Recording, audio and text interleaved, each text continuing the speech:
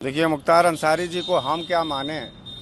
जब उनका जनाजा था, जब उनका शव यात्रा था, तो लाखों लाख लोग वहाँ नम आँखों से थे।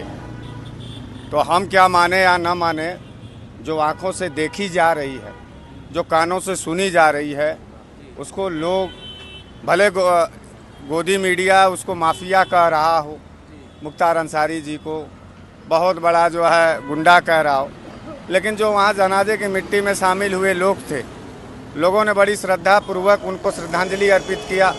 लोगों ने उनको मसीहा बताया।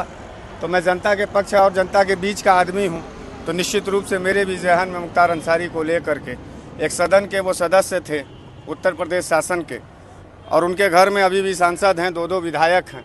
वो खुद पूर्व विधायक थे, तो वो जनता के आदमी थे और वाकई निश्चित रूप से वो जनता के मसीहा थे और जनता के नेता थे। तो उन 63 केस का क्या होगा, जो 63 मामले उनके ऊपर दर्ज हैं, तो उसको आप किस नज़रिए से फिर देखेंगे? देखिए, आदमी खत्म, मामला खत्म।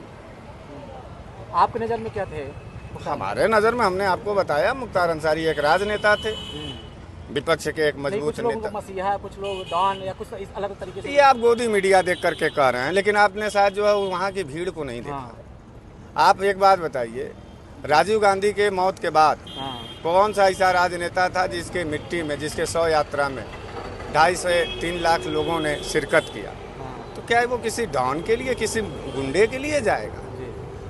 कोई गुंडा होगा, डॉन होगा तो बहुत होगा, 4000 लोग होंगे, 5000 होंगे, 10,000 लोग होंगे, कि लाखों लाख लोग होंगे? तो लोगों की भावनाओं को आप समझने की कोशिश करिए। गोदी मीडिया के बहकावे में ना आकर के वाजिब आदमी के सिद्धांत को समझिए। Mukhtar Ansari the great personality थे, एक ब्रांड थे, हैं और रहेंगे। आपने देखा होगा कि मिट्टी के समय डीएमए और अफजाल अंसारी जो उनके बड़े भाई साहब हैं, उनमें विवाद हो गया था।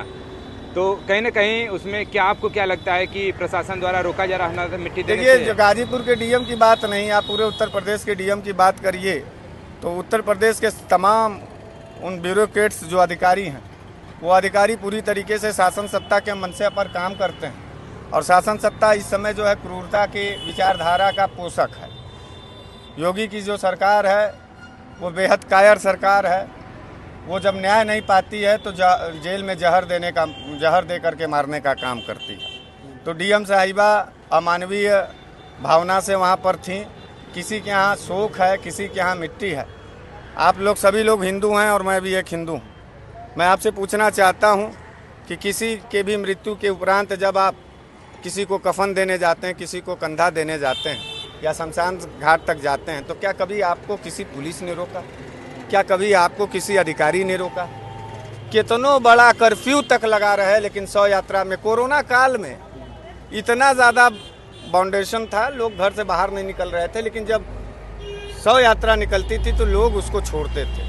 तो ये साफ है मानसिकता कि जो ब्यूरोक्रेट्स है, जो डीएम साहब हैं, जो कमिश्नर साहब हैं, वो सरकार के साथ काम कर रहे हैं। वो जनता के डीएम नहीं रह गए, सब लोग भाजपा के डीएम हैं। तो अभी आपने बात बात में कहा कि उनको जहर दिया गया था, तो क्या आप भी उस जो उनके परिवार के जो लोग कह रहे हैं स्लो पॉइजन दिया गया था, क्या उस बात से आप एग्री करते हैं? ये निश्चित रूप से भारतीय जनता पार्टी बहुत ही कायर पार्टी है, और जब वो किसी से लड़ नहीं पाती है, जब किसी को वो मात नहीं दे पाती है, तो उसको पीठ पीछे या तो गोली मार देती है।